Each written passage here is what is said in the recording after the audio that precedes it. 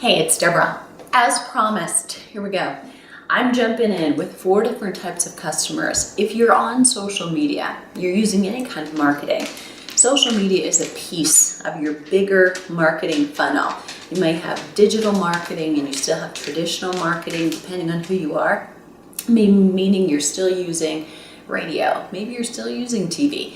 Maybe you're using direct marketing campaigns, or you're using print ads in magazines or magazine inserts. So many ways you can be doing both digital, meaning online, and traditional marketing.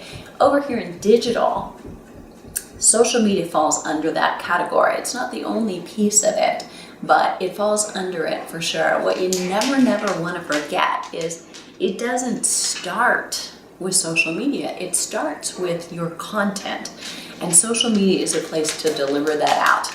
Then what you want to be thinking is, who are you talking to?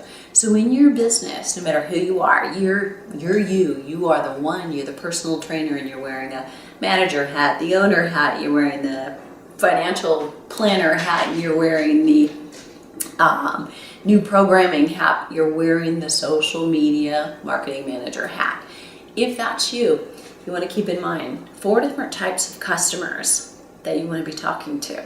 And this is going to feel potentially like it's more work. It may not be if you're already doing a great job of posting, but it may be that it helps you be more thoughtful about the posting that you do. So I'm going to start with these 4, and then we'll break them down one short video at a time. So number 1 is a prospect.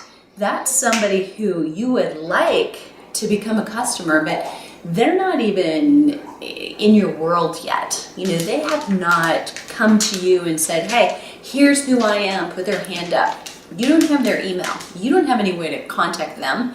It's all them coming to you right now. So they're a prospective customer. That might mean if you do strength and conditioning or sports agility work for youth, you know, they're your customers, but actually their parents, right, are your customers. Any parent with a kid who's between X and X, that's your target market. If you do it online, it's potentially anybody in the world, maybe who speaks the same language as you. If it's local, it's within what's a reasonable 25-mile radius of where your brick and mortar building is, unless you do satellite classes. Okay, so that gives you an idea. That's a prospect. They haven't even put their hand up. Now, I'm going to give you a little 2-for-1. So a lead is someone who you have their contact information. A lead is close, second cousin to a prospect. So both of these, neither one of them has bought anything from you, ever. But what the lead gave you is a little currency in that they gave you their email address. You've got their contact information. So you can reach out and continue to market until they either buy or they opt out because they don't actually like what you're saying and it's not relevant to the reason that they said, here you go, here's my contact information.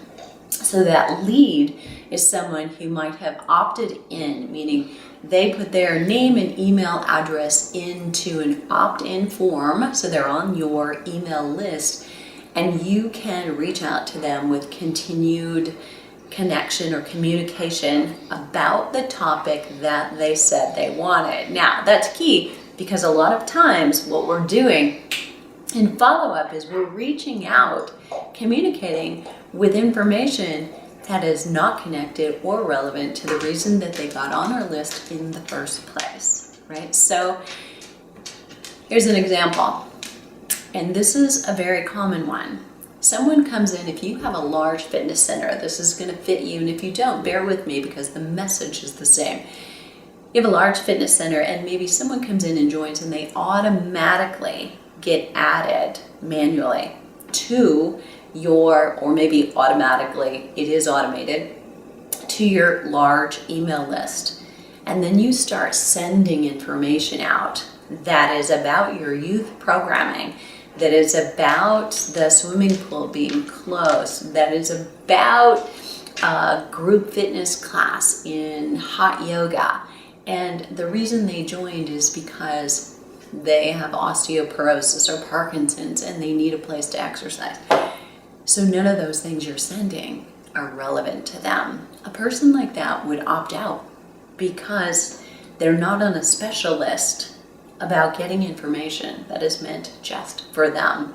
So making sure that with a prospect, your goal insight is first taking them to that next step, not immediately to a sale, but to opt in, get a little closer, meet me for coffee. Let's talk about what's next on your list. It's that relationship that you want to move forward in a doable, bite-sized step in action that they're likely to take. With a lead, your goal is to continue the conversation based on the reason they started the conversation with you in the first place, and not to get sidetracked or derailed by you talking about every other thing under your umbrella. You've got to nurture that one reason they got there in the first place first, and potentially protect them from getting anything else that might cloud that or confuse them. They will be the person, if they get something irrelevant, who is likely to report your emails as spam and not understand why they got them. And you're not trying to do that, it's just that you're not trying hard enough not to. So next up, 2 more customer bases that you want to be sure you're having the right conversation with and bringing your social media posts to them in a way that will bring them to your website and have them do the next step. So remember, social media is the legs, it's the vehicle to deliver the rest of your content. It doesn't start with social, it's finishing with social to then bring them back. See you next time.